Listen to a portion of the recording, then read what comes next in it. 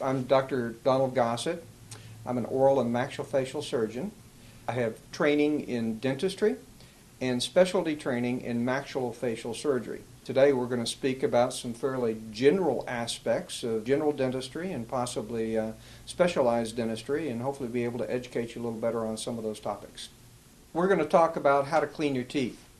Cleaning your teeth is a critical aspect of general hygiene, and it also manifests itself in a lot of systemic problems if you don't do it effectively and properly. The best way to clean your teeth is to first floss your teeth. It's where you take the dental string, either using a mechanical device or just taking the string and wrapping it around your fingers, going in between each tooth and flossing in between them.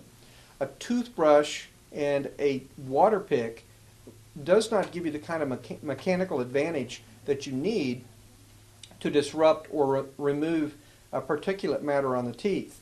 For that reason, you have to floss first. Secondly, you use a good dentifrice, and if you have the opportunity to do so, a mechanical toothbrush is ideal. It's very efficient. You spend about 5 to 6 seconds per tooth in the area both on the inside and the outside and the top of the teeth. You do this all the way around, and then at the end, if you feel like you need to wash or rinse or brush, you can use any of the mouth rinses or whatever else, or a water pick if you would like to remove any of the added debris. If you do this daily, you'll find your body systems are going to be much healthier. It's well noted that heart disease is certainly affected by chronic periodontal disease, and you're at much greater risk of atherosclerosis. These are the ways that you take care of your teeth.